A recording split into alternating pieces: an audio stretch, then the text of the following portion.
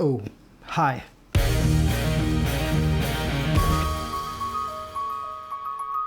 I don't know if I should say welcome back, because it's me who's been away for a while, but no matter.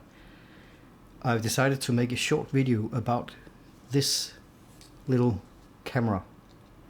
This is called the Fujifilm X Pro3, and there was quite a bit of an outrage when the first rumors came out about this, the inward facing display.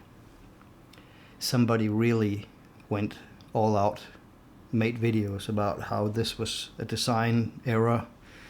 It was not for professionals, because everybody knows that professionals take pictures like you do with an iPad.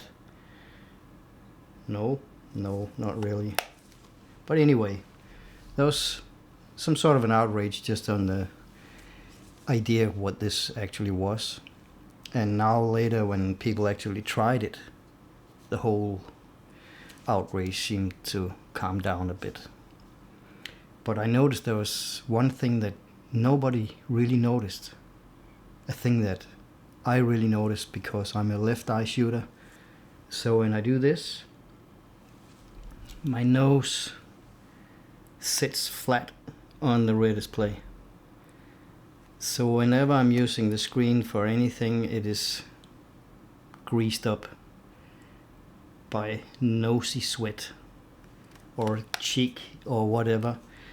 And that's actually pretty nice, that I can actually keep my display very clean because it's facing inwards. Another good thing about it is that you don't have all the, spectators behind you that wants to see what's going on the display. There's no light shining you in the face. Of course it wasn't there when you took it up, but as soon as you took it down, the display lit up immediately. I kind of like that sort of privacy, and also the non-intrusive way of not actually having a display telling me what I'm doing all the time. I sort of know what I'm doing, I hope, but I kind of like not being disturbed too much. They also got rid of the D-pad, which was like these 4 pads on the side, and I like that as well, because less buttons means less interference. I don't accidentally push any buttons on this camera. It has a few function buttons that you can program yourself, which is pretty nice. So when I have it turned on and use an autofocus lens, what I don't do often on this camera, because it sort of invites me to shoot the old school way. But on this button here, if I push it, it turns on the eye focus thingy if I'm a bit in a hurry. Up here is white balance. On the back here, on that top button here, I honestly can't remember what I'm doing when I push that one, but I can see it. Oh yeah, that's film simulations. The way you can actually manipulate the film simulations and your picture in this camera is quite extensive. So you can sort of almost get your own style out of this camera. A thing I really noticed as well is this eye cup. This eye cup won't break. The X Pro2 had a really soft rubber thingy that just broke quite easily. With this one, this won't break at all.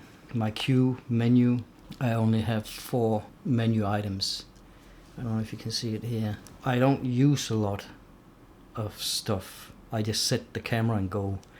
And in this one, the self-release, of course, which is, if you do a selfie with a couple of people, or you want to do a long exposure and don't want to shake the camera, it's actually pretty cool to use the self-release button. I can set, what sort of shutter I want. That's cool when I use flash, and I'm about to go back to doing that. And then I also can choose my presets. I don't think it's possible to shoot more simple with such an advanced camera as the X Pro3 makes it possible to do. And that is exactly what I love about it, because, maybe this camera is not for everybody. There's some people who like the DSLR type cameras, and I don't know what you should call them, more modern like cameras. but I know for a fact that a lot of Fujifilm designers are very much into really mechanical, old school stuff. The hybrid viewfinder, which is, I don't think anyone else have a hybrid viewfinder, where you can swap between the viewfinder, like an optical and an electronic, and a combo. I can actually have both, so I can see, you know, what's outside my frame and still see my focus and see my colors. There's this thing that's also been quite a bit of a debate issue, this rear display. You could think it's a gimmick, and maybe it sort of is.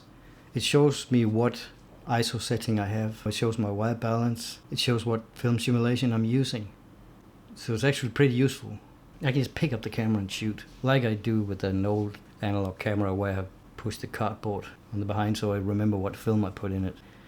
So I sort of lost interest in shooting analog because of this, because this gives me the same sort of experience, but without the hassle of developing the film and, you know, getting the films that you like.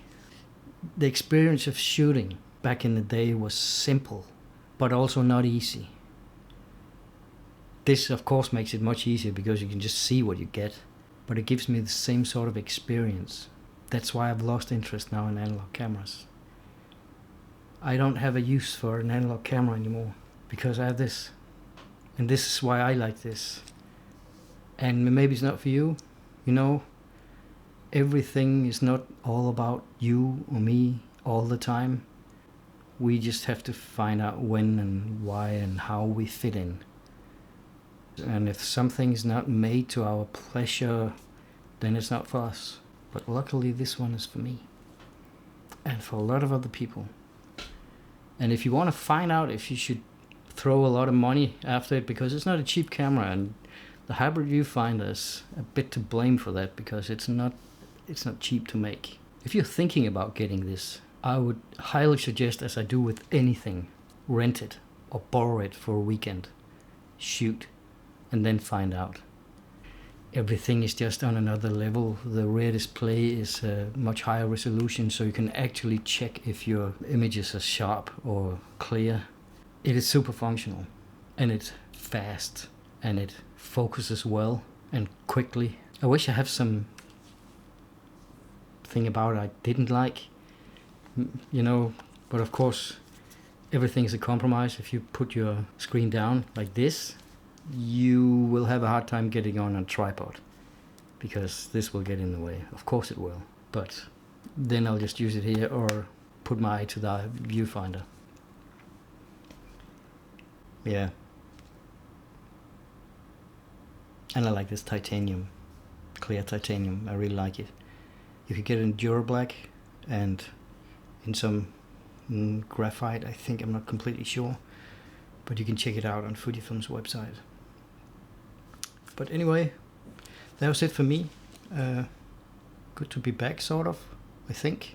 I hope this video will come out not too bad. I know it's short, but I will make more. And now I have the time for it, at least. So, that was it for me. See you next time.